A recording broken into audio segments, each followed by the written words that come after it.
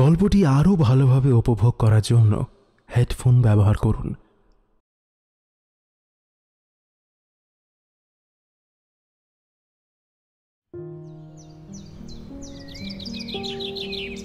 September মাস। আধ ঘন্টার টানা বৃষ্টির পর আকাশ মোটামুটি পরিষ্কার দেখে বেরিয়ে পড়লাম অনিমেষের বাড়িতে হানা দিতে। অনিমেষের ফ্ল্যাটের দরজার সামনে গিয়ে একবার হাত ঘড়িটা দেখলাম। বিকেল 5:30 বাজে। ডোরবেল বাজাতেই দরজা খুলে গেল, আর দরজা খুলতেই হরিকাকার হাতের গরম তেলে ভাজার কথা মনে পড়ল। এই বিকেলবেলায় অনিমেষের সাথে গল্প করতে আর তেলে ভাজা খেতে দারুণ লাগবে। ঘরে ঢুকে দেখি অনিমেষ বৈঠকখানায় সোফার ওপর হেলান দিয়ে বসে আমার দিকে পেছন ফিরে একটা কাগজ পড়ছে। আমি সামনে গিয়ে একটু গলা খাঁকড়াতেও বলল, এই যে এসে পড়েছো দেখছি, তোমার কথাই ভাবছিলাম। এই বিকেলবেলা হরিকাকার তেলে ভাজাটা একা সাঁটাবো, এটা ভাবতেই কেমন লাগছিল। আমি সোফার উপর বসে বললাম, তা অত মন দিয়ে কি পড়ছো? অনিমেষ কাগজটা আমার হাতে দিয়ে হরিকাকাকে হাঁক দিল। হরিকাকা কদ্দূর? হরিকাকা তখনই হাতে একটা ট্রে নিয়ে হাজির হলো। তা থেকে ধোঁয়া বেরোচ্ছে। আমি কাগজটা দেখার ভান করলেও মন সেই ধোঁয়া ওঠা চপের দিকে।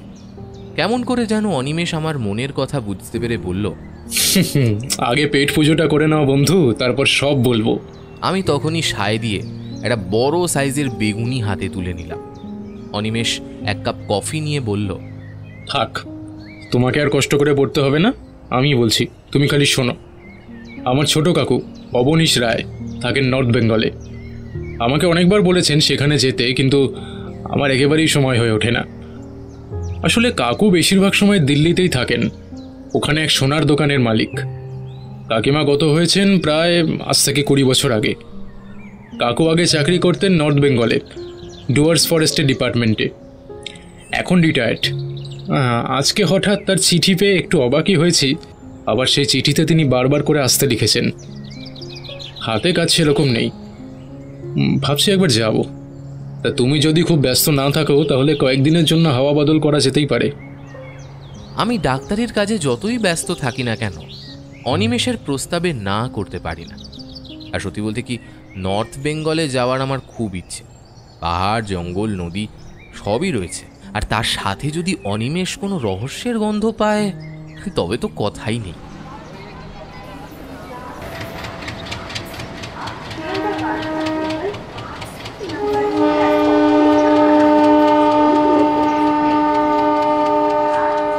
দিন 2 পরে আমরা রওনা দিলাম ডুয়ার্সের উদ্দেশ্যে।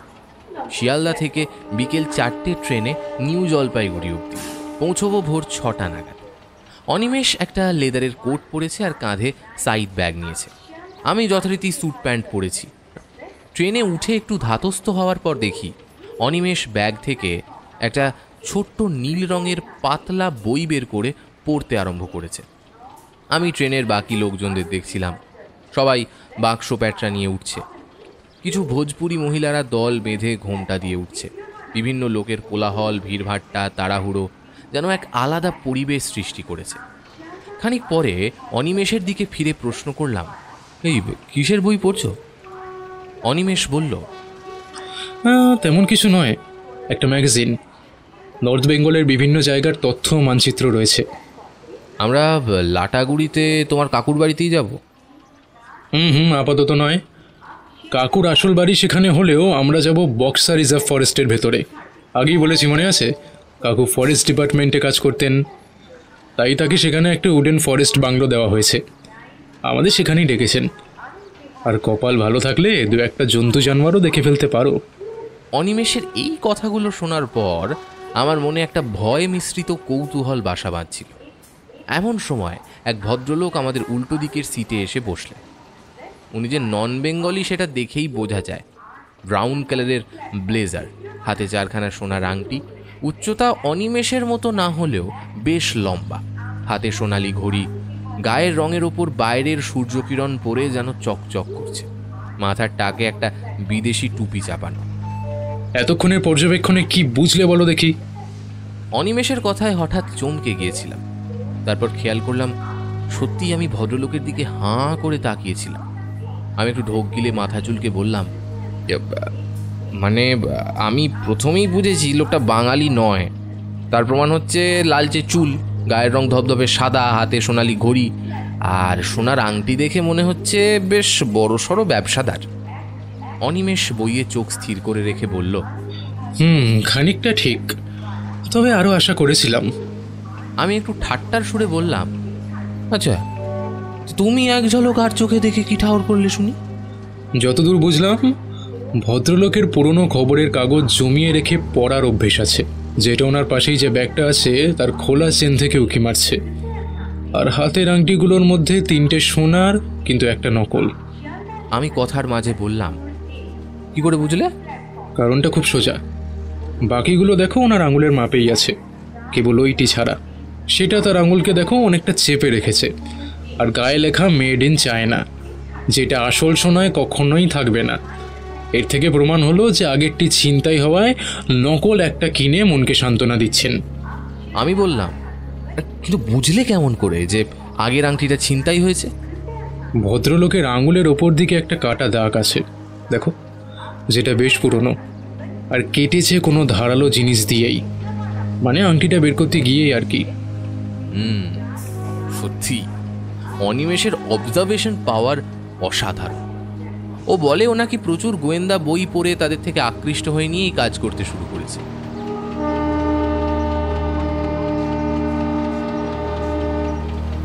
এর মধ্যে ট্রেনের কামরা পরিপূর্ণ হয়ে গেছে।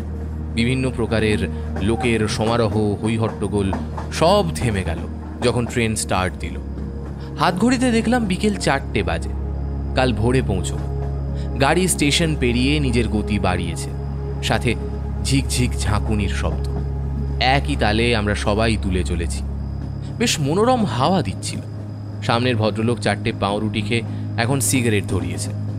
ওনার বাংলার 5-এর মতো মুখে এবার হালকা হাসি রেশ ফুটল।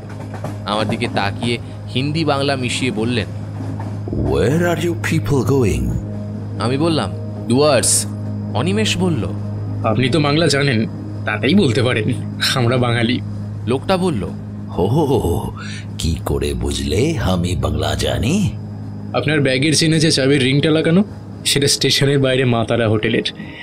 তার মানে আপনি সেখান থেকেই খেয়েছেন, আর বাংলা হোটেলের মেনু কার্ড বেচেই খেয়েছেন, কথাও বলছেন, মানে আপনি একটু আধটু বাংলা তো জানেনই। ভদ্রলোকও দেখলাম আমার সাথে বেশ অবাক হলেন। বললেন, ভেরি নাইস, আচ্ছা অবজারভেশন পাওয়ার। ঘুরতে যাচ্ছেন নাকি কোই কাম হ্যায়? না ওই ঘুরতেই। আপনি? আমিও বলতে পারেন ওখানেই যাবে, আমার এক বন্ধুর বাড়ি। আমি এতদিন দিল্লি মে থে, তো বন্ধু বলল একদিন ওর বাড়িতে ঘুরে যেতে। নর্থ বেঙ্গল নাকি খুব সুন্দর জায়গা, তাই। হঠাৎ অনিমেষের ফোনটা বিদঘুটে শব্দ করে বেজে উঠল। অনিমেষ কোনো রকমে সামলে নিয়ে বলল, ওহো সরি, আসলে অ্যালার্মটা দেওয়ার কথা ছিল ভোর 4:30, ভুল করে AM-টা PM হয়ে গেছে। অনিমেষের কথা শুনে ভদ্রলোকের যেন কিছু মনে পড়ল। সে বলল, ও মাই গড, এক্সট্রিমলি সরি। একটা কল করার ছিল আমার বন্ধুকে, मैं अभी করে আসছি। এই বলে উনি সিট থেকে উঠে ট্রেনের দরজার দিকে প্রস্থান করলেন। অনিমেষকে বললাম, লোকটা কিন্তু বেশ মিশুকে। প্রথমে কেমন যেন গম্ভীর ছিল। অনিমেষ বলল, সেন, তোমার এই বক্তব্য কিন্তু একদম একতরফা। প্রথম দিকে কিন্তু আমরাও গম্ভীরই ছিলাম, মানে ওনার দিক থেকে দেখতে গেলে একটু বেশিই গম্ভীর ছিলাম। প্রথম আলাপ কিন্তু উনি করলেন। আমি ওর কথায় ঘাড় নেড়ে সম্মতি জানিয়ে জানলার দিকে দৃষ্টিপাত করলাম। কি সুন্দর লাগছে বাইরের দৃশ্য। চারিদিকে ধান ক্ষেত, গ্রাম, বড় বড় খালি জায়গা, গাছপালা সব যেন আমাদের পেছন দিকে ছুটছে। আমাদের কামরার ওপরে এক পাঞ্জাবি ভদ্রলোক আছেন, যার গোঁফটা নাকের নিচ দিয়ে কান পর্যন্ত বিস্তৃত। খানিক পরে আমাদের অল্প সময়ের পরিচিত লোকটা এসে বলল, তা আপনাদের নাম জানা হলো না? অনিমেষ সন্তোষজনক হাসিতে বলল, আমি অনিমেষ রায়, আর আমার প্রাণের বন্ধু অজয় সেন। আপনার নামটা কিন্তু জানা হলো না। My name is Gurdeep Tripathi, business আছে সোনার দোকানের। খানিকক্ষণ সবাই চুপ। সন্ধে নেমে গেছে। চারিদিক অন্ধকার, হুড় হুড় করে ঠান্ডা হাওয়া দিচ্ছে। জানলা দিয়ে দেখছি পূর্ণিমার চাঁদটা আমাদের সঙ্গেই চলেছে। আমি নীরবতা ভাঙার জন্য বললাম, আচ্ছা অনিমেষ, অবনীশ কাকু আমাদের জন্য গাড়ি পাঠাবে? অনিমেষ হালকা ঘাড় নেড়ে হ্যাঁ জানালো। রাতটা এভাবেই কাটল। ট্রেনের ঝিকঝিক শব্দটা যেন আরো বেশি করে ঘুম পাড়িয়ে দেয়।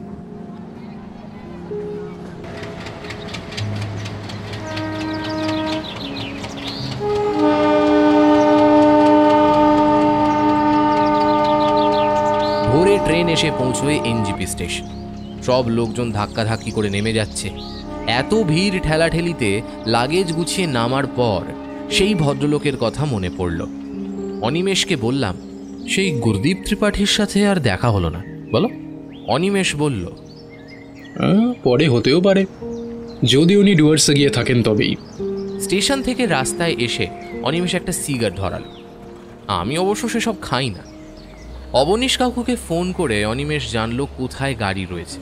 তারপর আমাকে নিয়ে ভিড়ভাট্টা রাস্তার ওপর দিয়ে একটা সাদা রঙের অ্যাম্বাসেডারের সামনে এসে দাঁড়ালো। তার ভেতর ড্রাইভারের সিটে বসে আছে এক অল্প বয়সী ছেলে। অনিমেষ বন্ধ জানলায় ঠক ঠক করে শব্দ করল। দুর্জয় সিং, আমরা এসে গেছি, চলো। বুঝলাম এই ছেলেটি অবনী কাকুর ড্রাইভার। আমরা গাড়িতে বসলাম। ছেলেটা বেশ হাসি খুশি। একটুখানি সময়ের মধ্যেই অনেক গল্প করে ফেলল। ও গত 6 বছর ধরে কাকুর গাড়ি চালায়, বাড়িতে বউ রয়েছে, তারাও থাকে লাটাগুড়িতে, এখানকার সব কিছু ওর নখো দর্পণে, ইত্যাদি ইত্যাদি। 1 ঘন্টা মতো গাড়ি চলার পর চড়াই উঠল। চারিদিকের পরিবেশ এতই শান্ত যে মনে কবিত্বের ভাব উদয় করে। চারিদিকের ঘন সবুজ জঙ্গল যেন কিছু বলার চেষ্টা করছে। কত রহস্য তাদের বুকের ভেতর দীর্ঘকাল বাসা বেঁধেছে। গাড়ি আরও কিছুক্ষণ চলার পর বাঁ দিকের অরণ্য ভূমিতে প্রবেশ করল। সরসর করে এবড়ো খেবড়ো রাস্তা দিয়ে আমাদের গাড়ি নিচে নেমে গেল। চারিদিকের দৃশ্যের উল্লেখযোগ্য বদল ধরা পড়ল। সূর্যের যেন এই স্থানে ঢুকতে গুরুতর বাধা। বড় বড় গাছের পাতা একে অপরের সঙ্গে মিলিত হয়ে ঘন বনটাকে আড়াল করে রেখেছে। দুর্জয় সিং পরিষ্কার বাংলায় বলল, দাদাবাবু, এই চিলাপাতা জঙ্গল কিন্তু প্রচণ্ড ঘন, একেবারে নিরাপদ নয়। অনিমেষ বলল, তা কি কি জন্তু আছে? এই ধরেন রয়্যাল বেঙ্গল টাইগার, হাতি, গন্ডার, আরও কত কি। কথাগুলো শুনে বেশ ভয় করলেও বেশ থ্রিলিং লাগছিল। সাথে একটা ডিএসএলআরের ক্যামেরা এনেছি, পারলে ফটো তুলে নেব। এবার আমি বললাম, আচ্ছা দুর্জয়, আর কতক্ষণ লাগবে পৌঁছতে? আর এই 15 মিনিটের মতো লাগবে। কথাটা শেষ হতে না হতেই দুর্জয় এমন জোরে ব্রেক চাপলো যে হঠাৎ আমি কেঁপে উঠেছিলাম। অনিমেষ বলল, আরে এ কি হলো, থামলে কেন? ওটা কি? ওই ঝোপের আড়ালে, হ্যাঁ, এ তো দেখছি বিয়ার, ভাল্লুক। এখানকার জঙ্গলে ভাল্লুক আছে নাকি? আগে না তো, কোনোদিন তো এখানে ভাল্লুকের কথা শুনিনি। এবার ঝোপের আড়াল থেকে সত্যি বেরিয়ে এলো বৃহৎ কালো এক জন্তু, একদম ছবিতে দেখা ভাল্লুক। এবার আমার বুকের ভেতরটা ঢিপ ঢিপ করতে শুরু করেছে। ভাল্লুকটা আমাদের গাড়ির দিকে এগিয়ে আসছে। আমি ভয় আর্তনাদ করে বললাম, ওরে বাবা, দুর্জয়, গাড়ি ছাড়ো, গাড়ি ছাড়ো, দাঁড়িয়ে আছো কেন? অনিমেষ বাধা দিয়ে বলল, না না না, একদম না, গাড়ি ছেড়ো না, তাহলে কিন্তু তাড়া করবে। তার থেকে চুপ করে চোখ বুজে বসে থাকো। ভাল্লুকটা এগিয়ে এলো গাড়ির সামনে। গায়ের রং কুচকুচে কালো, জিভটা প্রায় 1.5 ইঞ্চি বেরিয়ে এসে লক লক করছে। আমি দম বন্ধ করে বসেছিলাম। এরকম পরিস্থিতিতে কোনোদিন পড়িনি। অনিমেষও স্থির হয়ে বসে আছে। ভাল্লুকটা একদম কাঁচের সামনে এসে কাঁচটা চাটতে লাগলো। আমি আর অনিমেষ পেছনের সিটে বসে আছি। ভাল্লুকটা অনিমেষের দিকের জানলার সামনে এসে প্রায় 15 মিনিট ধরে আমাদের পর্যবেক্ষণ করলো। অনিমেষ পকেট থেকে রিভলভারটা বের করে তৈরি রেখেছে। হঠাৎ ভাল্লুকটা কার যেন ডাক শুনে যেদিক থেকে এসেছিল সেই দিকেই পালিয়ে গেল। আমি দীর্ঘশ্বাস ফেলে বললাম, উফ, বাপরে বাপ, হাঁপ ছেড়ে বাঁচলাম, দম আটকে গেছিল যেন। অনিমেষ বলল, নাও গাড়ি ছাড়ো। বাবা কি কাণ্ড!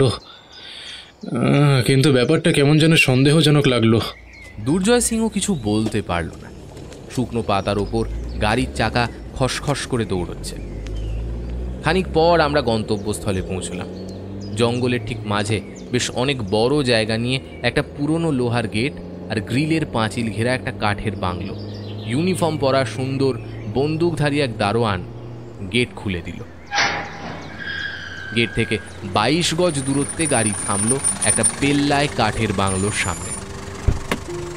গাড়ি থেকে নেমে লম্বা নিঃশ্বাস নিয়ে আড়মোড়া ভাঙল অনিমেষ। ভেতর থেকে একটা ভৃত্য গোছের লোক এসে আমাদের লাগেজ নিয়ে ভেতরে গেল। বাংলোর আশেপাশের সীমানা পর্যন্ত জায়গাটা পরিষ্কার। সেখানে রোদ পড়েছে, আবহাওয়াটা বেশ আরামদায়ক লাগছিল। দুর্জয় আমাদের বলল, দাদাবাবু এসো, ভেতরে এসো। আমরা ওকে অনুসরণ করে এগিয়ে গেলাম। বাংলোর সিঁড়িটা সামনের দিকে, নিচের তলায় রান্নাঘর, ওপর তলায় কাঠের সুন্দর সাজানো বারান্দা। সেটা অর্ধেক ঘেরা, দুদিকে ফুল গাছ দিয়ে সাজানো। কাঠের সিঁড়ি দিয়ে ওপরে উঠে দেখি এক বয়স্ক ভদ্রলোক, মাথায় হালকা টাক, পরনে সাদা ধুতি পাঞ্জাবি, চোখে গোল চশমা, হাতে সোনালি রঙের লাঠি। কিন্তু হাঁটার ধরন দেখলে বোঝা যায় যে ওনার লাঠি লাগে না। আমাদের খুব আদর আপ্যায়ন করে স্বাগত জানালেন। আমরা দুজনেই ওনাকে প্রণাম করলাম। উনি অনিমেষের মাথায় হাত দিয়ে বললেন, বাবা কত বড় হয়ে গেছিস রে! সেই ছোটবেলায় দেখেছিলাম, চিঠিপত্রে যোগাযোগ থাকলেও তোকে চাক্ষুষ দেখে খুব খুশি হয়েছি। উনি আমাকেও বললেন, তোমার কথা অনেক শুনেছি অনিমেষের কাছে। এসো এসো, তোমরা ভেতরে এসো, আমার বন্ধু বান্ধবের সঙ্গে তোমাদের আলাপ করাই। আমি আর অনিমেষ দুজন দুজনের দিকে তাকিয়ে কাকুকে অনুসরণ করলাম। ব্যালকনি থেকে ভেতরে গিয়ে একটা লম্বা করিডোর চোখে পড়ল। বলা বাহুল্য এগুলো সবই কাঠের তৈরি। করিডোরের দুদিকে মিলিয়ে মোট 5টা ঘর। প্রথম ঘরে ঢুকে দেখি দুজন লোক বসে আছে, বয়স 50-55 হবে। কাকা আলাপ করালেন, এই যে ইনি হচ্ছেন মিস্টার গজেন্দ্র মিত্র, আর ইনি হলেন সোমনাথ ধর। প্রথম ভদ্রলোক বেশ মোটা সোটা গড়নের, ফোলা গালে দাঁতের 32 পাটি বের করে বললেন, নমস্কার নমস্কার। আমি আর ধরবাবু তো রায়মশাইয়ের অনেক পুরনো দিনের বন্ধু। পরের ভদ্রলোক অর্থাৎ ধরবাবু বেশ রোগা গড়নের, বলা যায় আগের জনের উল্টো। তিনি মুচকি হেসে বললেন, হ্যাঁ, আমাদের সম্পর্ক আজকের নাকি, গত 10 বছর ধরে, যখন থেকে রায়মশাই লাটাগুড়িতে বাড়ি কিনেছেন তখন থেকে। সত্যি বলতে আমরা 3 জন একা, সংসারাদি নেই। আমরা তো শুধু প্রতিবেশী নই, আত্মীয়। অবনীশ কাকু আমাদেরও পরিচয় দিল। তারপর বলল, হ্যাঁ, আসলে আমি একটা এখানে খবর পেয়ে এই বাংলোতে আসি।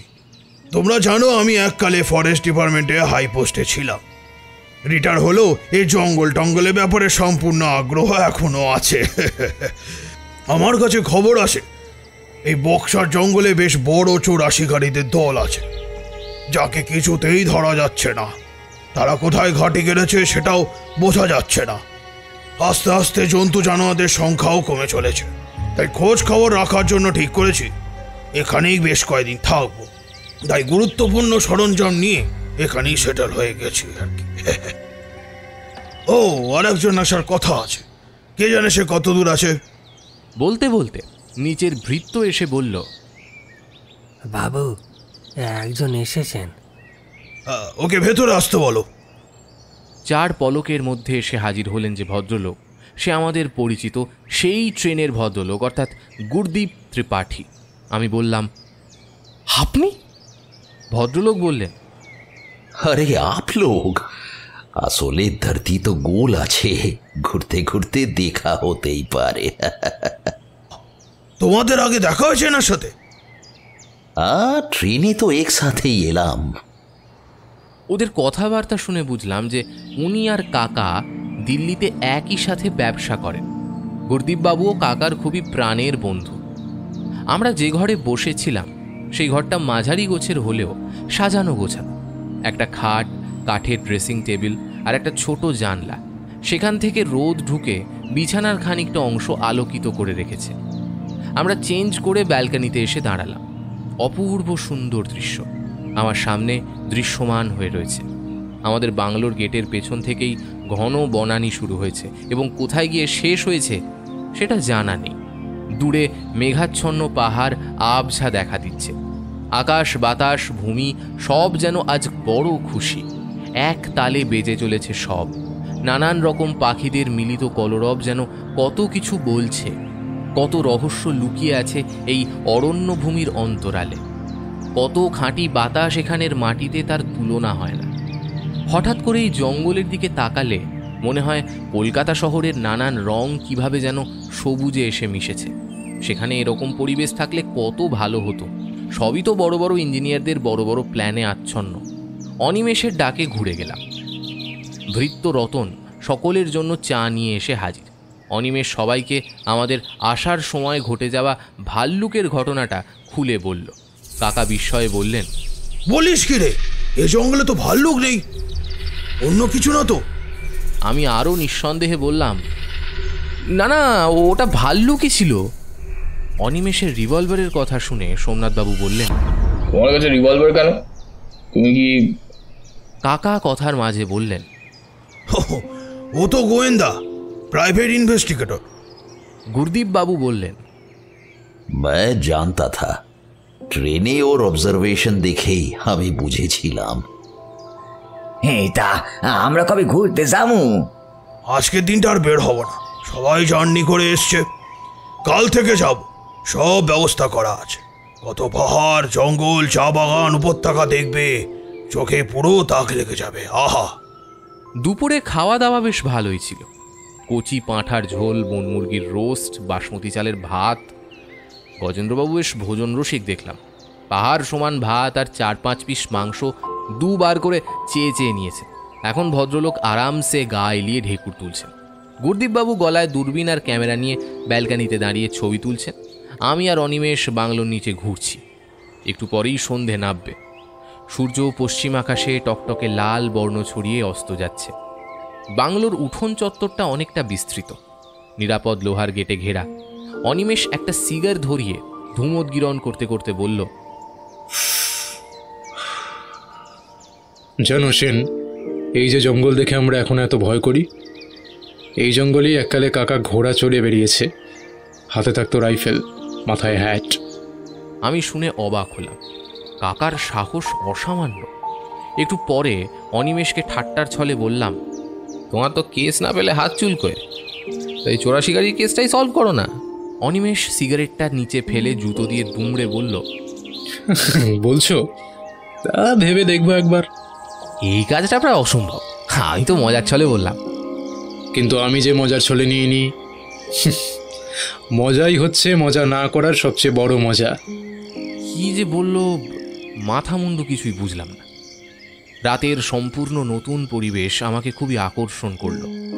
এখানে রাত হতেই এক অদ্ভুত আওয়াজ শোনা যায়, সেটা অবিকল ঘণ্টার শব্দের মতো। গজেন্দ্রবাবু বললেন, ও কিছু নয়, ওগুলি হলো বিলকিট পোকা।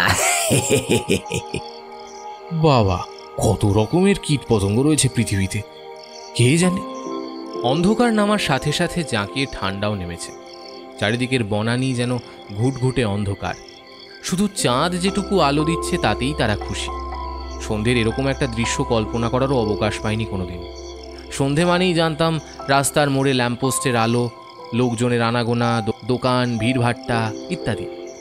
এরকম সন্ধে না এলে বুঝতাম না আসল প্রকৃতির মজাটা কি। নিচে অজানা দূরত্ব অবধি বিস্তৃত সারি সারি গাছ, দূরের ওই নাম না জানা পাহাড় যেটা মৃন্ময় চাঁদের স্পর্শ পেয়ে অস্পষ্ট দেখা দিচ্ছে। নানান জন্তু জানোয়ার, কীটপতঙ্গ, আর এই ঘন অন্ধকারের নিস্তব্ধতা যেন অনেক কিছু বলার চেষ্টা করছে। কিন্তু আমরা যে মানুষ, স্বার্থপরতা যে আমাদের রক্তের অংশ, চাইলেও অন্যদের মনের কথা, দুঃখ, কষ্ট কিছুই বুঝবো না আমরা। বাংলো থেকে 30 ফুট দূরে যে লম্বা গাছটা শোঁ শোঁ করে উঠছে, হয়তো ওই ঠান্ডায় সে নিজের কষ্টের কথা বলতে চাইছে। হয়তো সে জানতে চাইছে অন্য প্রাণীদের কোটরে আশ্রয় দিলেও নিজেদের বাঁচাবে কেমন করে। আকাশের চাঁদ লাল মেঘের অন্তরালে আচ্ছন্ন হয়ে ক্রমাগত আলো দিয়ে চলেছে, কিন্তু তার আলো যে সম্পূর্ণ অরণ্যভূমিকে আলোকিত করতে পারেনি, সেই লজ্জাতেই হয়তো সে বারবার গিয়ে মুখ লুকোচ্ছে মেঘের আড়ালে। কোথায় এই বনানীর শেষ, কোথায় বা দিগন্ত রেখা, তা দেখার সব চেষ্টাই যে বৃথা। ভেতরের ঘরে লুডোর ম্যাচ শুরু হয়েছিল। অনিমেষ ফার্স্ট, গুরদীপবাবু সেকেন্ড, সোমনাথবাবু থার্ড ও গজেন্দ্রবাবু লাস্ট। ভদ্রলোক রাগের চোটে বললেন, দূর এলা, আর খেলুমি না, খিদা পেয়েছে। এবার খেয়াল করলাম ভদ্রলোকের হাজার একটা বাঙাল কথার মধ্যে একটা করে হে হে থাকাটা অনিবার্য। অবনী কাকা এসে বললেন, চলো পাশের ঘরে চলো, খাবার খেতে তো দেরি আছে, তোমাদের বরং একটা জিনিস দেখাই। সোমনাথবাবু দরকার ছাড়া অযথা কথা বলেন না। এবার তিনি বললেন, রায়মশাই, সেইটা নাকি এখানেও সঙ্গে এনেছেন? অবনীশ কাকু আমাদের নিয়ে গেল করিডোরের শেষের ঘরটায়। চাবি দিয়ে তালা খুলে ঢুকলাম। ঘরটা অন্ধকার। রতন পেছন পেছন লণ্ঠন নিয়ে এলো। বাংলোয় কারেন্টের ব্যবস্থা থাকলেও সেটা মাঝে মাঝেই কেটে যায়, আবার খানিকক্ষণ বাদে ফিরে আসে। এখন যেমন কারেন্ট নেই। ঘরে ঢোকার পর কাকা ছোট্ট কাঠের আলমারিটা থেকে একটা ছোট বাক্স বের করলেন। সেটা বেশ লম্বা ধরনের। তারপর তার থেকে বেরোলো একটা বিস্ময়কর জিনিস। হ্যাঁ, বিস্ময়করই বটে। একটা নাগ মূর্তি, আয়তন 1 ফুট হবে। সাপটা ফনা তুলে রয়েছে, মাথায় রয়েছে একটা চকচকে পাথর। কাকা বললেন, এটা হচ্ছে সোনার তৈরি, এর মাথার পাথরটা হলো আসল হিরে। কি আশ্চর্য! সাক্ষাৎ হিরে আর সোনার মূর্তি। কি অপূর্ব বর্ণে বর্ণিত হয়েছে মূর্তিটা। আলো আঁধারির খেলায় মূর্তিটা বেশ জ্বলজ্বল করছে। লণ্ঠনের আলোর জ্যোতিটা হীরের ওপর পড়ে চারিদিকে যেন প্রকাশ ফেলছে। সোমনাথবাবুর চোখটা সেটার ওপর স্থির দৃষ্টি রেখে বলল, এর মূল্য কয়েক লক্ষ টাকার চেয়ে কম নয়। এটা আমার বাড়িতেই ছিল, কিন্তু ভাবলাম এতদিন থাকবো যখন এটাকেও সঙ্গে নিয়ে আসি। তোমরা আমার বিশ্বস্ত কাছের মানুষ বলেই তোমাদের দেখাচ্ছি। মূর্তিটা আমাদের বংশ পরম্পরা অনুযায়ী চলে আসছে। আমার ঠাকুরদাদা মারা যাবার পর আমার বাবা পান, তারপর আমার দাদা মানে অনিমেষের বাবার কাছে সেই মূর্তিটা আসে। অনিমেষের বাবার গত হবার পর এটা আমার জিম্মায় আসে, আর আমার পর এটা অনিমেষেরই প্রাপ্য। মূর্তি দেখা শেষ হলে আমরা সকলে বাইরে এলাম। কাকা ঘরটা আগের মতোই বন্ধ করে দিলেন।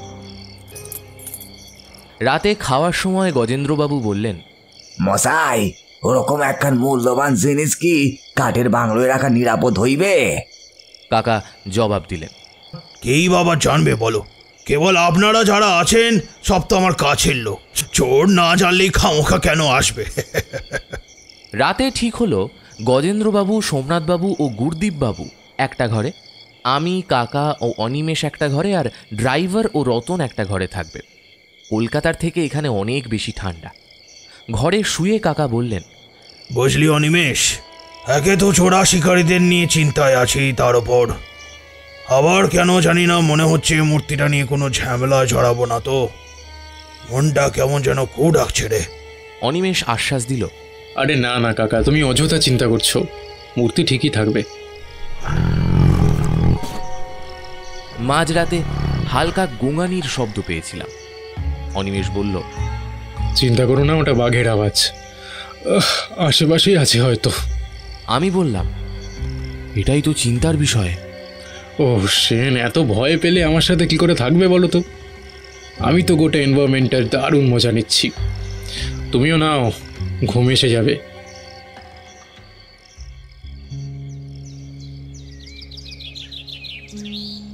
পরদিন সকালে উঠলাম। বাহ, এত সুন্দর সকাল যেন কোনো দিন দেখিনি। মাথার উপরের জানলা দিয়ে ঝকঝকে সূর্যের আলো এসে ঘুম ভাঙালো। অনিমেষ দেখি আমার আগেই উঠে পড়েছে। বারান্দায় গিয়ে দেখি সবাই মিলে চা পানের আড্ডায় বসেছে। আমায় দেখে গজেন্দ্রবাবু বললেন, গুড। বলতে গিয়ে বিষম খেলেন, তাই তার অসম্পূর্ণ কথা সম্পূর্ণ করলেন গুরদীপবাবু। গুড মর্নিং, চটপট রেডি হো যাইয়ে। আমি বললাম, তাহলে আমরা এখন সাইট সিনে যাব? অনিমেষ ব্রাশ করতে করতে বলল, সেন তাড়াতাড়ি ফ্রেশ হও, 10 মিনিটে গাড়ি আসবে। ফ্রেশ হয়ে 20 মিনিটের মধ্যে আমরা বেরিয়ে পড়লাম। দুর্জয় সিং একটা সুমো গাড়ি এনেছে। কাকা সামনে, আমি, অনিমেষ আর গুরদীপবাবু মাঝের সিটে, ও পেছনে বসেছেন গজেন্দ্রবাবু ও সোমনাথবাবু। কাকা বললেন, কত নদী দেখতে পাবে, তিস্তা, তোস্তা, জলঢাকা, আরো কত কি। আর আছে পাহাড়, পেরু, রেশি, এসব দেখলে না চোখ একেবারে ধাঁধিয়ে যাবে। গাড়ি চলছে বনের মধ্যে দিয়ে। একবার পেছনে ঘুরে দেখলাম, কিন্তু বাংলো আর দেখা দিল না। সেটা বড় বড় গাছের পাতার আড়ালে অদৃশ্য হয়েছে। গাড়ি সরসর শব্দে এগোচ্ছে নিচের লতা পাতা মারিয়ে। এমন সময় গজেন্দ্রবাবু বললেন, হে মশাই, এখন ছড়া শোনাই। সবার মত পেয়ে ভদ্রলোক গলা খাঁকড়িয়ে আরম্ভ করলেন, যা জীবনের মধ্যে দিয়ে পড়ব যেসব কোথায় গিয়ে, পাহাড় নদী ঘুরে নিয়ে আবার ফিরবো বনানি দিয়ে, বাড়ির দৌড়ে পা বাড়িয়ে, খিদে পাবে গড়গড়িয়ে, ভাত খাবো যে মাংস দিয়ে, আহা কি আনন্দে। ভদ্রলোকের ছড়া শুনে সবাই হেসে উঠল। গুরদীপবাবু বললেন, वाह क्या छंद मिलाया। অনিমেষ বলল, বাহ, তো ছড়াটা কখন মুখস্থ করলেন গজেন্দ্রবাবু? মুখস্থ করুন কেন, এখনই বানাইছি তো। হ্যাঁ হ্যাঁ, অসম্ভব। হয়তো আপনিই বানিয়েছেন, কিন্তু এই মুহূর্তে নয়, আগে লিখে তারপর মুখস্থ করেছেন। সোমনাথবাবু বললেন, কি করে বলছো অনিমেষ এটা? এ তো খুবই সহজ। এক বাক্যে যার অজস্র বাঙাল কথা বের হয়, তার গোটা ছড়াতে সাধারণ চলতি ভাষা বের হলো কেমন করে? যাই হোক, ছড়াটা কিন্তু ছিল দুর্দান্ত। যে জায়গায় এলাম সেটা খুবই সুন্দর, ছবির চেয়েও সুন্দর। সামনে দৈত্যের মতো দাঁড়িয়ে রয়েছে মস্ত এক পাহাড়, তার আশেপাশে ছোট ছোট অজস্র পাহাড়। আমাদের গাড়ি উঠল পাহাড়ের গা বেয়ে। গোল গোল সরু রাস্তা দিয়ে এঁকে বেঁকে গাড়ি চড়াই উঠতে লাগলো। এবার গায়ের ভেতরটা যেন গুলিয়ে উঠল। অনিমেষ নির্বিকার, গজেন্দ্রবাবু দেখলাম ইনহেলার বের করে টানলেন। আমার একটু হাঁপানি আছে। গাড়ি যখন প্রায় 2500 ফুট ওপরে উঠল, তখন দেখলাম আমাদের মতো অনেক টুরিস্টরা এখানে রয়েছে। পাহাড়ের রাস্তাগুলো এতটাই সরু সরু যে গাড়ি একটু বেখেয়ালে পড়লেই খাদে গিয়ে পড়বে। অনিমেষ আমাকে নিয়ে একটা খাদের সামনে গেল। দেখলাম কি ভয়ঙ্কর সুন্দর দৃশ্য। নিচের দিকে তাকালে মেঘে কিছু দেখা যাচ্ছে না, হালকা সিল্কের মতো নদীগুলো দৃশ্যমান হচ্ছে। দূরে আরও কত পাহাড়াঞ্চল, সেখানে কেউ যাচ্ছে না, মনে হচ্ছে তারা এই পাহাড়টিকে হিংসে করছে। ওখানে বেশ অনেক ছবি তুললেন গুরদীপবাবু। সেখান থেকে বেরিয়ে আমরা নদী দর্শন করলাম। নদীর ধারে অজস্র নুড়ি পাথর বোল্ডার ছড়িয়ে রয়েছে। সব মিলিয়ে ঘোরাটা মন্দ হয়। বিকেল 5টার সময় বাংলোয় ফিরলাম। ঠিক হলো আগামীকাল আমরা যাব জঙ্গল সাফারিতে। সূর্য তখনও পশ্চিমে পুরোপুরি ঢলে পড়ে। বাংলোর পাহারায় ছিল রতন। ড্রাইভার দুর্জয় সিং গাড়ি গেটের সামনে থামিয়ে বলল, আচ্ছা, মেন গেটটা কেন এরকম খোলা? কেউ কি এসেছিল নাকি? কাকা ভ্রুকুটি করে বলল, চলো তো ভেতরে গিয়ে একবার রতনকে জিজ্ঞেস করা যাক। গাড়ি থেকে নেমে আমরা বাংলোর ভেতরে প্রবেশ করলাম। সবাই যেন কিছু নিয়ে চিন্তিত। আমি অনিমেষকে বললাম, কি হয়েছে বলো তো, কিছু ঘটেছে নাকি? অনিমেষ চোখ ছোট করে বলল, জানি না সেন, তবে কোথাও যেন একটা খটকা লাগছে। এসো তো করিডোরের দিকে। বলে ও দৌড়ে করিডোরের শেষের ঘরের দরজার সামনে গেল। আমিও ওকে অনুসরণ করলাম। অনিমেষ সবাইকে ডাকল। কাকা এসে আর্তনাদ করে বলে উঠল, এ কি, হোয়াট ইজ দিস? তালা কোথায়? হ্যাঁ। অনিমেষ প্রত্যুত্তর দিল, তালা ভাঙা হয়েছে। আমিও কিছু বুঝলাম না। চারিদিকের পরিবেশ কেমন যেন ভয়ঙ্কর হয়ে উঠল। দরজাটা বাইরে থেকে শিকল দেওয়া। অনিমেষ তৎক্ষণাৎ দরজা খুলল। তার সাথে আমরা সবাই থমকে গেলাম। আমার শিরদাঁড়া দিয়ে যেন শীতল স্রোত নেমে গেল। দেখলাম রতন ঘরের ভেতর চেয়ারে বাঁধা অবস্থায় অজ্ঞান হয়ে বসে আছে। আমরা তাড়াতাড়ি গিয়ে ওর দড়িটা খুলে দিলাম। দুর্জয় সিং তাকে বিছানায় শুইয়ে জলের ঝাপটা দিল। ওদিকে কাকা চিৎকার করে বলল, জয় সর্প প্রতিমা নেই? হ্যাঁ, প্রতিমা গেল কোথায়? অনিমেষ করিডোরের মেঝের দিকে ঝুঁকে পড়ে কি যেন দেখার চেষ্টা করছে। আমি দৌড়ে গিয়ে ওকে খবরটা দিলাম। ও বলল, সেটাই এত অবাক হওয়ার কিছুই নেই। চোর এসেছিল মূর্তি চুরি করতে, এখন আগে রতনের বক্তব্য শোনা দরকার। আমরা ভেতরের ঘরে এলাম। রতনের অবস্থা একটু ভালো দেখে অনিমেষ প্রশ্ন করল, রতন, সবটা বলো, ঠিক কি কি ঘটেছিল? রতন কাঁপা কাঁপা ভয়ার্ত কণ্ঠে জবাব দিল, আগে দাদাবাবু, আমি তো বারান্দা পরিষ্কার করছিলাম। আপনারা বেরিয়ে যাওয়ার কিছুক্ষণ পরে দুটি লোক এলেন বাবু। তাদের চেহারা দেখতে পাইনি, পুরো ঢাকা ছিল। এসে সোজা উপরে চলে গেল। আমি বাধা দিতি, ওরা আমায় কি একটা ঘাসের পাতা নাকি ঘষে দিল। আমি তারপর লুটিয়ে পড়লাম। আর কিছু মনে নেই বাবু। আর কিছু জানারও নেই। ওরা তোমায় অজ্ঞান করে চেয়ারের সঙ্গে বেঁধে তালা ভেঙে মূর্তি নিয়ে ফেরার হয়ে গেছে। গজেন্দ্রবাবু ভেঙে পড়া কাকাকে ধরে চেয়ারে বসালেন। দু চোখ ভরে অশ্রু জল গড়িয়ে পড়ল তার। গজেন্দ্রবাবু তার কাঁধে হাত রেখে বলল, আর চিন্তা কইরা কি হইব? আমি গতকালই কইয়াছিলাম এখানে মূর্তি লইয়া আসাটা উচিত হয় নাই। কাকা মাথা নিচু করে বললেন, আরে মশাই, আমি কি করে জানবো যে মূর্তির কথা অন্য কেউ জানে? হ্যাঁ, রতন আমার কাছে বহু বছর ধরে আছে। কোন চোর এসে নিয়ে যাবে বলুন তো? হ্যাঁ, আর সবচেয়ে বড় কথা, তারা জানলো কেমন করে? বাইরে অন্ধকার ঘনিয়ে এসেছিল, সন্ধে নেমে গেছিল, মন মেজাজ খারাপ হয়ে গিয়েছিল। হাজার হোক মূর্তিটা কাল দেখেই আমারও ওটার প্রতি একটা আকর্ষণ এসেছিল, আর আজই সেটা চুরি যাওয়াতে কেমন যেন খারাপ লাগছিল। কাকা এত বছর ধরে যে মূর্তি আগলে রেখেছিল, সেই মূর্তি যদি আজ নিখোঁজ হয় তাহলে তার ভেঙে পড়াটা অযৌক্তিক নয়। গুরদীপবাবু বললেন, আচ্ছা, পুলিশকে ये बात বললে হবে না? কাকা বললেন, জানি না, তবে মূর্তি পায় আর না পায় খবরটা 5 কান হয়ে যাবে। আমি চাইছিলাম মূর্তির ব্যাপারটা শুধু আমাদের মধ্যেই থাকুক। কি করবো কিছু বুঝে উঠতে পারছি না। অনিমেষ বাবা, কিছু তো বল। সোমনাথবাবু বললেন, অনিমেষ তো শুনলাম ডিটেকটিভ, তো এই ব্যাপারটা ওই তদন্ত করুক। অনিমেষ বলল, তা তো করবই কাকা, মূর্তি তুমি পাবেই, আমি চেষ্টা করব। অনিমেষের এই মনের জোরই আমাকে খুব মোটিভেট করে। তবে যদিও সত্যি সত্যি মূর্তি খুঁজে আনতে পারে, তবে আমার থেকে খুশি বোধ হয় আর কেউ হবে না। কাকা বললেন, তোরা কদিনের জন্য ঘুরতে এলি, আর এই সময় দেখ এই বিপদটা ঘটে গেল। অনিমেষ বলল, তবে আমার জন্য কিন্তু এটাই ভালো হলো, একটা কেস হাতে পেলাম। কাকা ঠিক করলো পরের দিন তার চেনা জানা ইন্সপেক্টরকেও একবার বলে রাখবে, কিন্তু সোমনাথবাবু বাধা দিলেন। ভদ্রলোক দেখলাম অনিমেষের তদন্ত দেখার জন্য ব্যস্ত হয়ে পড়েছে।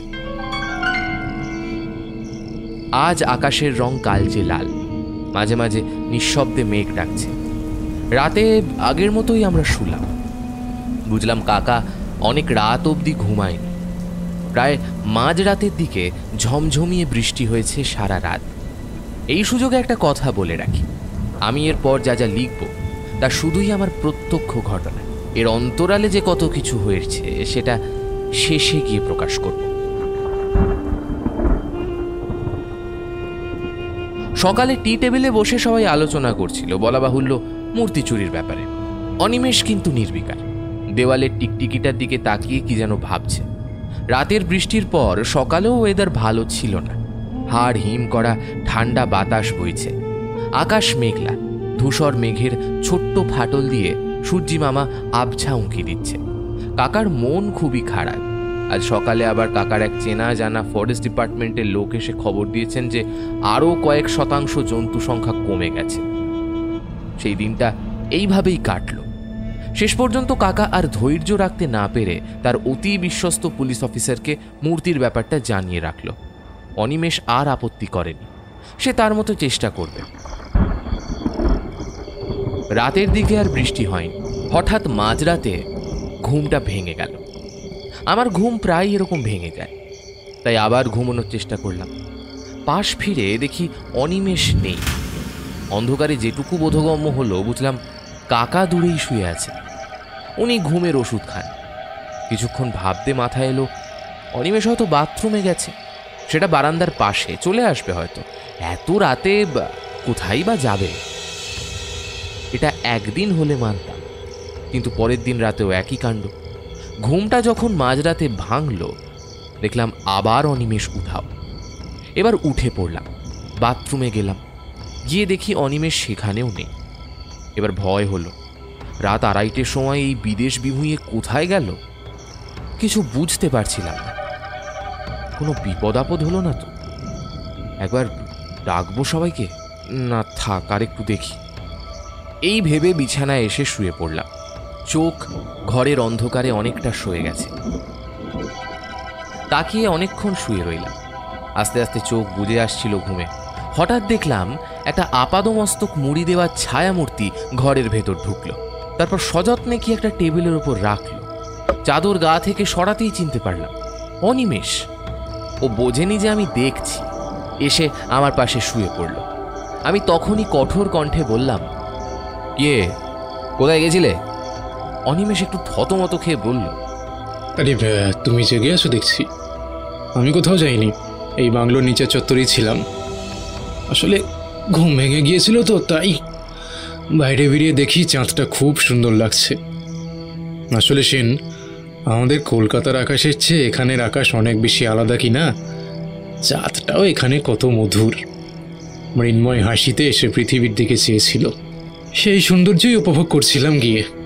বাবা, মাঝরাতে কেমন কবিত্বের ভাব প্রকাশ হলো গো তোমার মনে। এমন সময় করিডোরে কার যেন হাঁটার আওয়াজ পেলাম। এই অনিমেষ, কারোর আওয়াজ পেলে? অনিমেষ ফিসফিস করে বলল, ও আসলে দুর্জয় সিং, সেও আমার সাথে নিচেই ছিল। ওরও নাকি অরণ্যভূমির মধ্যে ঘুম আসে না। কিন্তু তুমি এখন চুপচাপ ঘুমাও, আর প্রশ্ন নয়। পরদিন সকালে অনিমেষ আর আমি দুর্জয় সিংয়ের গাড়িতে করে ঘুরতে বেরোলাম। তখন ঘড়ির কাঁটা 10-এর ঘরে। বাকিরা ছিলেন বাড়িতে।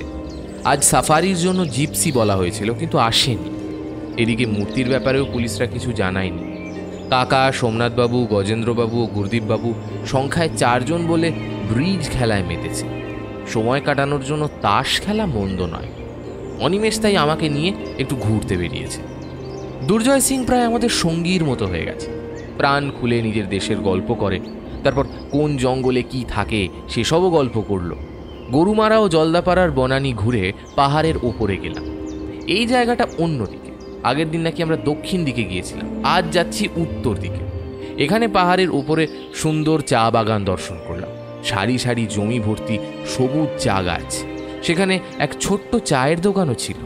আমরা 3 জন চা খেলাম। যেখানে দাঁড়িয়েছিলাম সেটা ছিল 3000 ফুট উচ্চতায়, নিচে একটা উপত্যকা। সেখানে নামার জন্য সরু আঁকাবাঁকা পথ উতরাই নামছে। আমরা একটু নেমে ঘুরলাম সেখানে। সত্যি নর্থ বেঙ্গল যে এত সুন্দর হতে পারে সেটা না দেখলে বুঝতামই না। আরও সুন্দর সুন্দর জায়গা ঘুরে গাড়িতে উঠলাম। সুমো যখন উত্তর সারির পথ দিয়ে অরণ্য পথে প্রবেশ করলো তখন বিকেল 5টা। গাড়িতে বসে অনিমেষকে জিজ্ঞেস করলাম, মূর্তিটা নিয়ে কতদূর কি ভাবলে ভায়া? অনিমেষ প্রত্যুত্তর দিল, দাঁড়াও বন্ধু, ধীরে ধীরে, ধৈর্য রাখো। আমি না হয় ধৈর্য রাখলাম, কিন্তু পুলিশ যদি তোমার আগে মূর্তিটা পেয়ে যায়? অনিমেষ হেসে উঠল, ধুর, বোকার মতো কথা বলো না তো সেন। আমি জোর দিয়ে বলতে পারি যে পুলিশ এই রহস্যের কিনারা করতে পারবে না। এর জট যদি কেউ ছাড়াতে পারে তাহলে তোমার এই বন্ধুবর। বলতে বলতে অনিমেষের ফোন বেজে উঠল। তখন আমরা জঙ্গলের কোর এরিয়ার ভেতরে, চারদিকে ঘন গাছপালা। যদি অনিমেষ আর ড্রাইভার না থাকতো তাহলে যে আমার কি অবস্থা হতো এই কথাই ভাবছি। এমন সময় অনিমেষের ফোনে কথোপকথন থেকে হঠাৎ, কি মূর্তি চুরি হয়নি? কথাটা বেরোল। আমি শুনে থ। অনিমেষ ড্রাইভারকে গাড়ি থামাতে বলে গাড়ি থেকে নাম। হয়তো দুর্জয় সিংকেও কথা শোনাবে না। আমি নেমে ওর পাশে গেলাম। ওকে বলতে শুনলাম, ও, যেই মূর্তিটা গেছে সেটা নকল? মানে মানে আসল মূর্তিটা তোমার কাছেই? তাহলে তুমিও তো ভেঙে পড়েছিলে কেন কাকা? হ্যাঁ, এই নকল পেতলের সোনার রং করা মূর্তি তুমি আগেই বানিয়ে নিয়েছিলে। ও, তাহলে এখন আসলটা ওই ঘরেই থাক। চোর নকল নিয়ে যখন কেটে পড়েছে আর এমুখো হবে না। হ্যাঁ, না না, আমার পাশে খালি সেনই আছে। না না, আর কেউ নেই। না না, আর কেউ জানবে না। হ্যাঁ, রাখো, গাড়ির হাতখানেক দূরে দাঁড়িয়ে আমার মধ্যে যে কেমন প্রশ্নের ঝড় উঠল তা লিখে বোঝানো অসম্ভব। অনিমেষকে প্রশ্ন করার আগেই সে বলল, সেন, দুর্দান্ত খবর। আসল মূর্তি বাংলোতেই আছে কাকার কাছে। লোকগুলো যেই হোক না কেন বড্ড বোকামি করেছে, নকল মূর্তিটাকে আসল ভেবে নিয়ে গেছে। তবে হ্যাঁ, এই কথা কিন্তু কেউ জানে না, আর ভুলও ক্রমেও যেন কাউকে জানাবে না। এমনকি কাকার সাথেও এই বিষয় নিয়ে কোনো আলোচনা নয়। এই ব্যাপারটা সম্পূর্ণ ভুলে যাও, ড্রাইভারও যেন জানতে না পারে। মাথায় সব কিছু যেন ঘুরপাক খাচ্ছে। কাকার চেহারা দেখে তো ঠাউর করার প্রশ্নই নেই।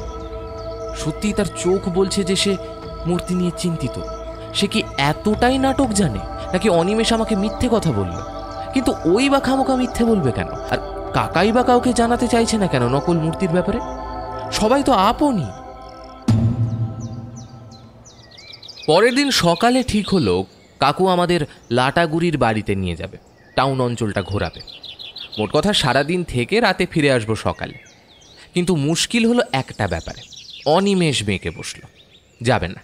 ওকে কিছুতেই মানানো গেল না। এখানে খয়ের বাড়ি বলে একটা চিড়িয়াখানা আছে। অনিমেষ ড্রাইভার দুর্জয় সিংয়ের থেকে খবর পেয়েছে সেখানে নাকি এমন এক ধরনের পাখির প্রজাতি আছে, সেটা অনিমেষ বহু কাল ধরে খুঁজছে কলকাতায়। সেটা দেখতে ও আজই যাবে। আমি ওর সাথে সেখানে যেতে চাইলাম, কিন্তু বাধা দিল। কাকা বলল, লাটাগুড়ি বাড়ি যারা যাবে আজই চলো, কাল এলিফ্যান্ট সাফারি ঠিক করা আছে জঙ্গল ভ্রমণের জন্য। অনিমেষ বলল, তোমরা যাও, আমি বরং দুর্জয়ের সাথে সেখানে যাব আজকে। শেষ পর্যন্ত ঠিক হলো দুর্জয় সিং আমাদেরকে লাটাগুড়িতে পৌঁছে দিয়ে এখানে আসবে, আবার রাতে আমাদের নিয়ে আসবে লাটাগুড়ি থেকে। বাকি সারাদিন অনিমেষের সঙ্গেই থাকবে। আমরা সকাল 10টায় বেরোলাম। অনিমেষকে ছেড়ে যেতে মন চাইছিল না, তবুও যেতে হলো। শহরাঞ্চল বক্সার জঙ্গল থেকে 8 কিলোমিটার দূরে। সেখানে আমরা পৌঁছলাম দুপুরের দিকে। যা ভেবেছিলাম তা নয়, এই জায়গাটা সত্যিই জমজমাট, লোকজনের সমাহার, দোকান বাজার ইত্যাদি। কাকার এই বাড়িটাও দোতলা, বেশ সাজানো গোছানো বাড়ি, কিন্তু এখানে থাকলে সেই পরিবেশ উপভোগ করতে পারতাম না। রাস্তার ওপর বাড়ি, গাড়ি ঘোড়া, ভিড়ভাট্টা লেগেই রয়েছে সর্বক্ষণ। সেখান থেকে গজেন্দ্রবাবু ও সোমনাথবাবুর বাড়িও ঘুরলাম। আমি শুধু ভাবছিলাম অনিমেষ ওখানে কি করছে, কারণ ও যে পাখির প্রতি আগ্রহহীন সেটা আমি ভালোভাবেই জানি। কাজে ও বাংলোতে কোনো কাজ নিশ্চয়ই করছে, যার জন্য ওর একা থাকাটা দরকার। ওখানে কদম্বিনী নামে একটা জঙ্গল আছে, তার একটু ভেতরে কাকা আমাদের এক ফরেস্ট অফিস হেডকোয়ার্টার্সে নিয়ে গেলেন। মোটমাট ঘোরাটা মন্দ হয়নি। কাকা ফোন করায় দুর্জয় সিং আমাদের নিতে এলো সন্ধ্যে 7টার সময়। গাড়িতে কাকা বললেন, মূর্তিটা নিয়ে তো ঝামেলা চলছেই, পুলিশ খোঁজ খবর লাগাচ্ছে। অনিমেষ তো কিছুই বলল না। থাক, তোমরা ঘুরতে এসছো কদিনের জন্য, তোমাদের বেকার ঝামেলা জড়ানো উচিত হবে না। তাই কাল এলিফ্যান্ট সাফারি ঠিক করেছি। গাড়ি চলছিল 80 স্পিডে। অন্ধকার রাস্তায় গাড়ির হেডলাইটের আলোয় পথ আলোকিত হচ্ছিল। অ্যাম্বাসেডারের সামনে কাকা আর সোমনাথবাবু, পেছনে আমি, গুরদীপ আর গজেন্দ্রবাবু। গুরদীপবাবু বললেন, কি হলো দুর্জয় বাবু, নিমেষ পাখি দেখা হ্যায়? দুর্জয় বলল, হ্যাঁ দেখলাম তো আমরা। কব লৌটে থে তুম লোগ? এই তো 6টা, 6:30 নাগাদ হবে। কথা চলছিল, এমন সময় গাড়ির পেছনের ডিকির ভেতর থেকে মৃদু শব্দে কিসের যেন ধাক্কার শব্দ হল। বেশ অনেকবার আওয়াজটা আমিও পেয়েছি। গজেন্দ্রবাবু বলল, একই হে ড্রাইভার, কিসের শব্দ হইতাছে? ও কিছু নয়, ডিকির ইঞ্জিনে একটা ছোট্ট সমস্যা হয়েছে, কাল সকালেই ঠিক করে নেব। রাতে এসে দেখি বৃত্ত রতন ঘুমোচ্ছে। আমাদের আওয়াজে সে উঠল আর অনিমেষের মুখে এক দারুণ অদ্ভুত কথা শুনলাম। ও বলল আগামীকাল নাকি ও কলকাতায় যাবে, যেতেই হবে। মূর্তির একটা কিনারা নাকি করবে, আর সেই জন্যই ওকে কলকাতায় যেতে হবে। কাকা বললেন, কালই যাবি? কাল যে ফরেস্ট সাফারি রয়েছে, আর কলকাতায় মূর্তিটার কি সন্ধান পাবি? হ্যাঁ। অনিমেষ কোনো প্রশ্নেরই সন্তোষজনক উত্তর দিল না, শুধু বলল, চিন্তা নেই, 3 দিন পর যখন ফিরব তখন সব উত্তর পেয়ে যাবে। এই মূর্তি রহস্যর জট খুলেই ফিরব। আমি জানি যে অনিমেষ যখন ঠিক করেছে কিছু বলবে না, তো ওকে ঘাঁটিয়ে লাভ নেই। শুধু একবার বলেছিলাম, আমি যাব তোমার সাথে। অনিমেষ শান্তভাবে বলল, দুজন চলে গেলে খারাপ দেখাবে, তাছাড়া তোমার সাথে গিয়ে কোনো লাভও নেই। আমি যাব তো 3 দিনের জন্য। সকালে উঠে অনিমেষ ব্যাগ গুছিয়ে সকাল 7টায় তৈরি হয়ে গেল। সোমনাথবাবু মজা করে বললেন, কি অনিমেষ, সত্যি কিনারা করবে তো, নাকি অসফল হয়েছে বলে চলে যাচ্ছ? হ্যাঁ, কোনটা? অনিমেষ হেসে বলল, হুম সোমনাথ বাবু তৈরি থাকুন, ফিরে এসে আর এই প্রশ্নের অবকাশ পাবেন না। বেরোনোর সময় অনিমেষ খেয়াল করলো আলমারির ওপর কাকার একটা টেপ রেকর্ডার রাখা। সেটা নিয়ে বলল, হ্যাঁ, এইটা বরং সাথে করে নিয়ে যাই, সময় কাটবে। দুর্জয় সিং অনিমেষকে স্টেশনে পৌঁছে দেবে। অনিমেষ গাড়িতে ওঠার পর আমি ওর ব্যাগটা গাড়িতে তুলে দিতে গিয়ে কিসে যেন ঠং করে ঠোকা খেলো ব্যাগটা। অনিমেষ বলল, হাসেন সাবধানে, তোমার না তুললেও হতো। অনিমেষ চলে যাওয়ার পর আমরাও রওনা দিলাম। কাকা জিপসি বলেছে, সেটাই বসে দেখলাম গাড়িতে শুধু ড্রাইভারের জায়গায় ছাদ আছে, বাকি পুরোটাই খোলা। কাকা ড্রাইভারের পাশে, আমরা 4 জন পেছনে। গাড়ির ড্রাইভার বেশ পাকাপোক্ত। দুর্জয় সিং থাকলে হয়তো এই গাড়ি চালাতে পারত না। বেশ অনেকগুলো ময়ূর চোখে পড়ল, তারা এ গাছ থেকে ও গাছ উড়ে বেড়াচ্ছে। ওখান থেকে জলদাপাড়ার জঙ্গল ঘুরলাম, সেখানে একটা মস্ত বাইসান বসে থাকতে দেখলাম, প্রায় 3টে বড় বড় মোষের সমান। ড্রাইভার বলল এরা নাকি খেপে গেলে গুঁতোতেই থাকে, তাতেও লাগলেও কিছু আসে যায় না। সেখানে ঘুরে আমরা হাতির পিঠে চড়লাম, সে অভিজ্ঞতাই সবচেয়ে ভালো ছিল। মাহুদ আমাদের গাইড করে জঙ্গল দিয়ে নিয়ে গেল। 2টো হাতি নিয়েছিলাম, একটায় আমি ও গজেন্দ্রবাবু, আর একটায় বাকিরা। হাতির এক অদ্ভুত ব্যাপার দেখি, সে পথের মাঝে যাই বাঁধা পড়ে তাকেই উপড়ে ফেলে। যেমন গরুমারা ফরেস্টের ভেতর সব গাছ একেবারে দুমড়ে মুচড়ে এগোচ্ছিল। কত পশু পাখিরা পালাচ্ছে হাতির ভয়। একটা শিংওয়ালা গন্ডারও দেখেছি দৌড়তে। সব মিলিয়ে দারুণ থ্রিলিং সাফারি হলো। রাতে কাকা, আমি আর রতন একসাথে শুলাম। একটা অদ্ভুত ঘটনাও লক্ষ্য করলাম। অনিমেষকে স্টেশনে পৌঁছতে গিয়ে দুর্জয় কিন্তু এখনো ফেরেনি। কাকাকে জিজ্ঞেস করতে সে বলল, হ্যাঁ তাই দেখছি, ওকে ফোন করেছি বেশ কয়েকবার, রিসিভ করেনি। এরকমভাবে দেখতে দেখতে 3 দিন কেটে গেল। অনিমেষকে ছাড়া মনটা ভালো লাগছে না। কবে যে আসবে আর কি নিয়ে আসবে সেটা ওই জানে। পুরো ঘটনাটা যেন ধূসর হয়ে রয়েছে। একবার ভাবলাম কাকাকে নকল মূর্তির কথাটা বলি, আবার ভাবলাম অনিমেষের যখন বারণ, না বলাই ভালো। আজ গুরদীপবাবু দেখলাম সকাল থেকে কার সাথে যেন কথা বলছে ফোন। তারপর রাতের দিকে কাকাকে জানালেন যে ওনার নাকি দিল্লিতে একটা জরুরি কাজ পড়ে গেছে, তাই ওনাকে কালই বেরোতে হবে। কাকা বললেন, ঠিক আছে, তুমি চাইলে কাল চলে যাও। আর কি বলবো বলো, মূর্তিটা নিয়ে আমি তো খুব চিন্তায় আছি। গুরদীপবাবু বললেন, সে তো ঠিকই, কিন্তু কি করব বলো, আমাকে তো কাল জানা হি হোগা, তবেই পরশুর মধ্যে পৌঁছে যাব। মূর্তিটার শেষ অবধি কি হবে সেটা আমারও দেখার ইচ্ছা ছিল। তুমি ফোন করে জানিও অবনীশ। সেদিন রাতে ঘুম এলো না, কেন জানি না মনে হচ্ছে কাল কিছু ঘটবে। অনিমেষেরও ফেরার কথা কালই।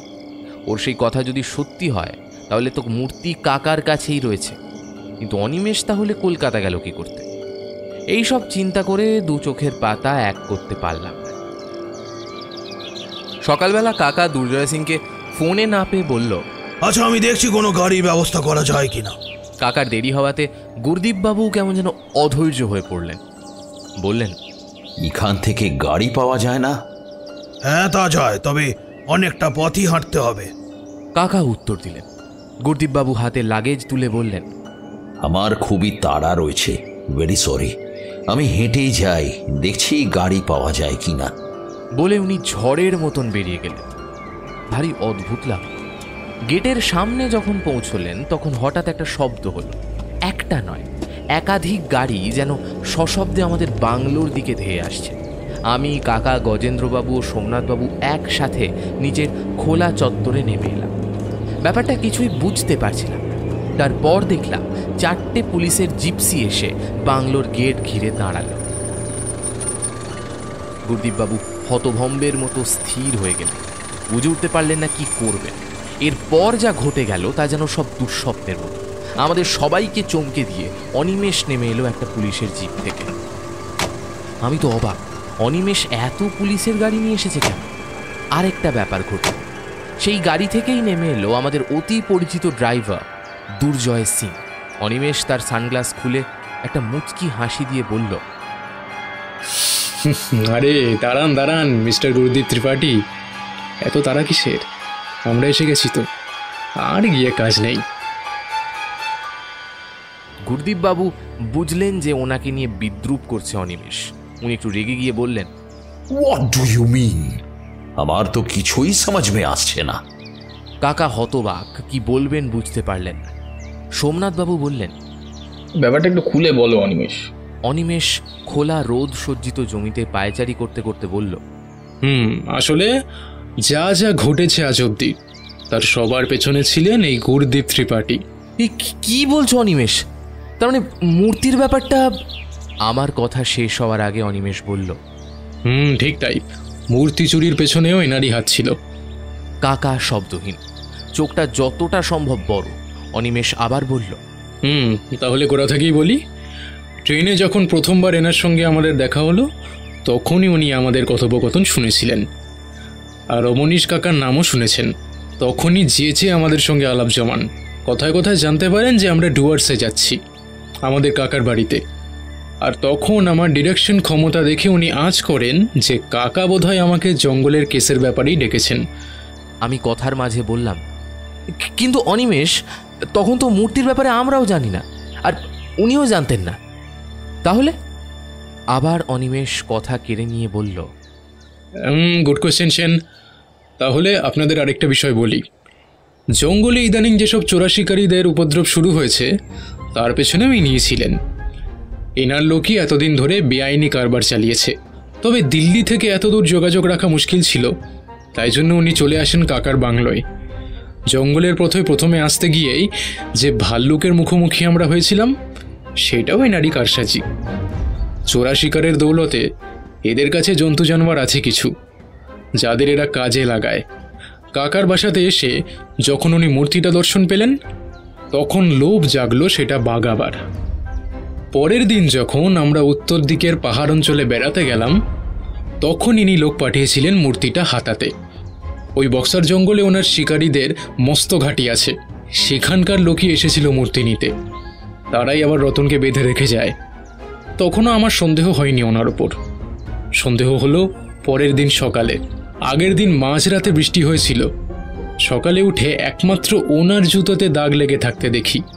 তখনই বুঝেছিলাম মাঝরাতে উনি কোথাও একটা গেছেন জঙ্গল পেরিয়ে। কাউকে না জানিয়ে, এমনকি সেনকেও না জানিয়ে পরের দিন রাতে ওত পেতে থাকি। দেখি ঠিক উনি চুপি চুপি বাংলো থেকে বের হয়ে কোথাও একটা গেলেন, অন্ধকার জঙ্গলের অন্তরালে। তখন তৈরি ছিলাম না বলে আর পিছু করিনি, কিন্তু ঘরে ফিরতে গিয়ে দেখি দুর্জয় জেগে গেছে।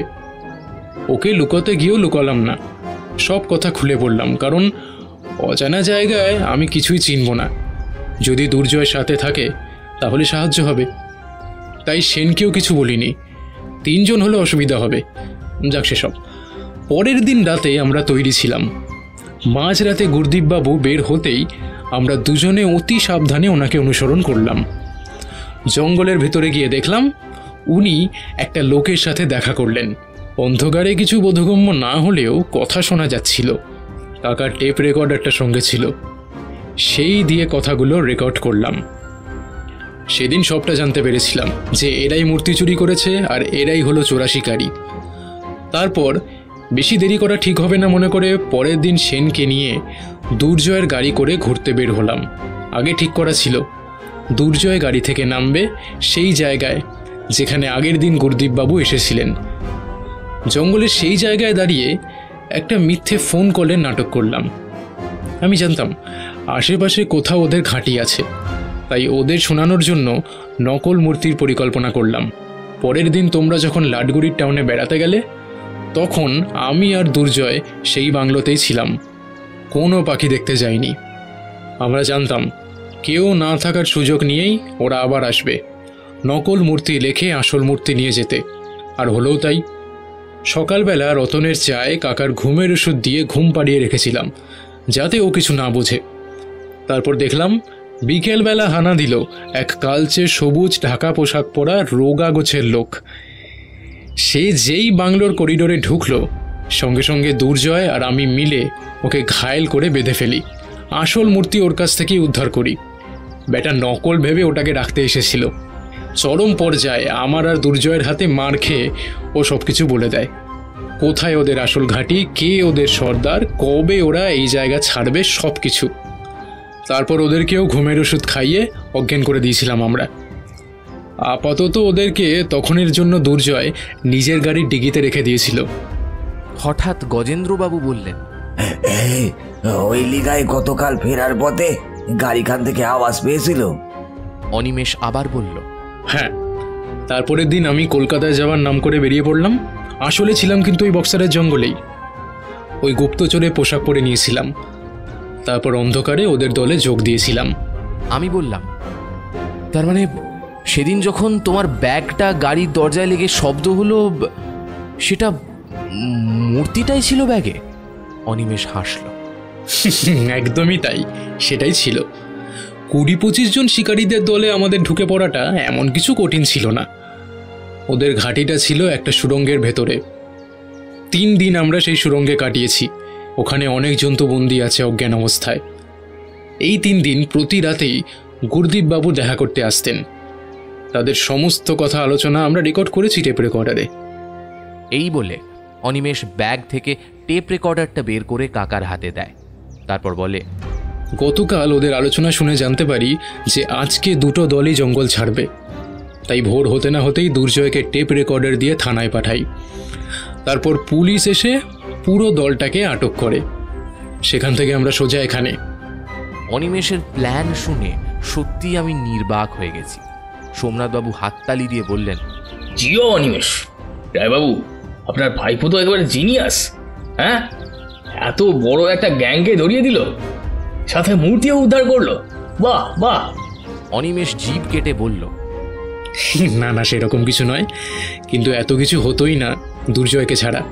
তারপর অনিমেষ ব্যাগ থেকে সোনার রাজকীয় মূর্তিটা বের করে কাকার হাতে দিয়ে প্রণাম করল। কাকার 2 চোখ অশ্রু জলে ভরে উঠল। সে অনিমেষকে বুকে আগলে বলল, সাবাস অনিমেষ, সাবাস, তুই আমার গর্ব। ধন্যবাদ অনিমেষ, ধন্যবাদ। তোর ওপর যে আমি কতটা কৃতজ্ঞ সেটা বাবা বলে বোঝাতে পারবো না। তুই আমার গর্ব বাবা, তুই আমার গর্ব। সেসব হবে, কিন্তু একটা কাজ এখনো বাকি। সমস্ত বন্দি জন্তুদের পাওয়া গেছে, শুধু একটা রয়্যাল বেঙ্গল টাইগার ছাড়া। এমন সময় গুরদীপ ত্রিপাঠী যেন রেগে লাল হয়ে গেলেন। এতক্ষণ তিনি স্থির ছিলেন, এখন যেন লাফিয়ে উঠলেন। পকেট থেকে নিমেষের মধ্যে রিভলভার বের করলেন। You scoundrel, I will kill you. এই বলে ফায়ার করলেন অনিমেষকে লক্ষ্য করে। অনিমেষ কাঁচা খেলোয়াড় নয়, সে এক ঝটকায় নিজেকে বাঁচিয়ে নিয়ে নিজের রিভলভার বের করে গুলি ছুঁড়ল গুরদীপবাবুর হাতে। রক্ত ঝরা হাত থেকে রিভলভার পড়ে গেল মাটিতে। গুরদীপবাবু প্রচণ্ড আর্তনাদ করে উঠল। টমি, টমি! সেই আর্তনাদ শুনে পেছনের জঙ্গল থেকে লাফ দিল একটা মস্ত রয়্যাল বেঙ্গল টাইগার। আমার শরীরের সমস্ত রক্ত জল হয়ে গেল। আমি প্রায় চেঁচিয়ে উঠে বললাম, অনিমেষ, পেছনে বাঘ! অনিমেষেরও রিফ্লেক্স অ্যাকশন দুর্দান্ত। 2 বছর ক্যারাটে শিখে ব্রাউন বেল্ট প্রাপ্ত অনিমেষ এক পলকে স্লাইড করে শুয়ে পড়ল। উড়ন্ত বাঘ তার নিজের মালিকের গায়ে এসে পড়ল। চলন্ত দৃশ্যে যা বুঝলাম, বাঘের এক থাবায় গুরুদীপবাবুর 1 পাউন্ড মাংস উঠে এলো। বাকি সব যেন দুঃস্বপ্ন। এত নৃশংস কেউ দেখতে পারল না। সবার চোখ বন্ধ, আতঙ্কে নিঃশ্বাস স্তব্ধ। আর একটু বিলম্ব না করে ফরেস্ট ডিপার্টমেন্টের লোকেরা যারা গাড়িতে ছিলেন তৎক্ষণাৎ নেমে এসে বাঘটাকে বন্দি করলেন। সে রাগে ফোঁস ফোঁস করছিল।